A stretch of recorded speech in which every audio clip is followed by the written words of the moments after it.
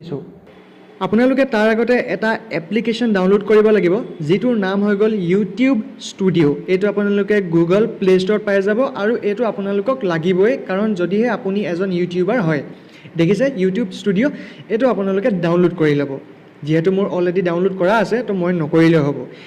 এইটো খুলি ল'ব খুলি লোৱাৰ লগে লগে ইয়াত আপোনালোকৰ চেনেলটো দেখা পাব গোটেই ভিডিঅ'খিনি এতিয়া ভিউজ কিমান আহিছে কোনটো চেনেলত কিমান মানে ভিডিঅ'ত লাইক আছে সকলো দেখা পাব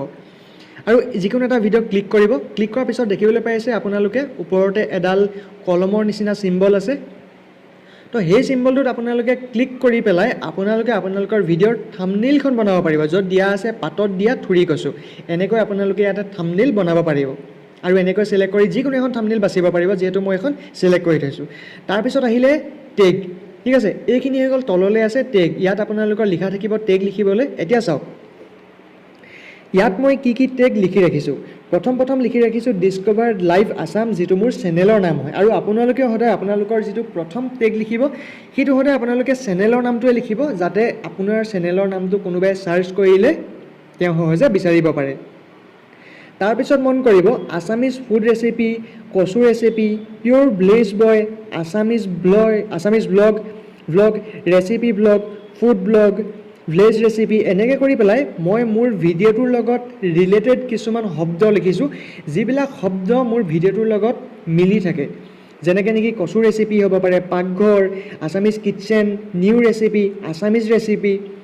আপোনাৰ Assamese blog channel blog in village এনেকুৱাবিলাক কি হৈছে মোৰ চেনেলৰ লগত মিলি আছে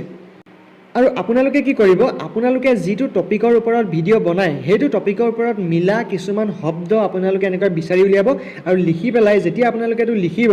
লিখি এটা কমা দি দিব কমা দি দিয়াৰ লগে লগে সেইটো এটা টেগ হৈ যাব যেনেকৈ নেকি মই এটো লিখি পেলাই আপোনালোকক দেখাই দিলোঁ কিন্তু যেহেতু মোৰ দৰকাৰ নাই কাটি দিলোঁ তাৰ পিছত আপোনালোকে ওপৰতে সেভ অপচনটো আছে দেখা পাইছে তাত সেভ কৰি দিয়াৰ লগে লগে আপোনাৰ ভিডিঅ'টো টেগখিনি সেভ হৈ যাব এতিয়া আপোনাৰ ভিডিঅ'টো ধুনীয়াকৈ সেইখিনি মানুহৰ ওচৰত গুচি যাব যিখিনি মানুহে খানা বনোৱা বা গাঁৱত থকা মানে ৰেচিপি ভিডিঅ' বা অসমীয়া ৰেচিপি ভিডিঅ' এনেকুৱাবিলাক চাবলৈ বিচাৰিব কাৰণ মই সেইখিনি টেগ লগাইছোঁ গতিকে তেনেকুৱা মানুহৰ ওচৰত গুচি যাব সো যদি আপুনি নতুনকৈ ইউটিউব চেনেল খুলিছে তেনেহ'লে এইটো বহুত বেছি ইম্পৰ্টেণ্ট যে আপুনি ভিডিঅ'ত সদায় টেগ লগাবলৈ আৰম্ভ কৰি দিয়ক তেতিয়াহে আপোনাৰ ভিডিঅ'টোৱে সেইসকল মানুহৰ ওচৰত গৈ পাব যিসকল মানুহৰ ওচৰত ভিডিঅ'টো গৈ পোৱাটো আপুনি বিচাৰে